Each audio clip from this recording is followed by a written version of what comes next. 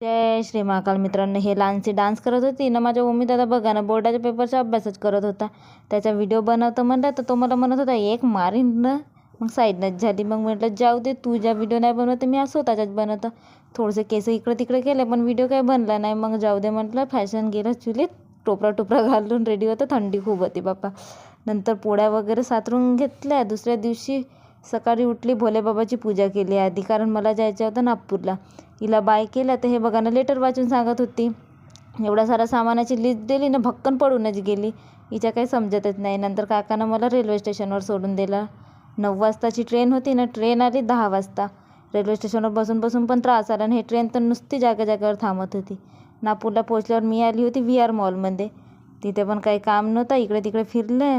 नंतर नाश्ता केला ना घरी आली. आता फिरून तर माझ्या पुरा डोकाच दुखत आहे आणि स्वयंपाक बी करायचा आहे. जाऊ द्या, मी स्वयंपाक करतो. भेटूया पुढच्या ब्लॉगला. राधे राधे.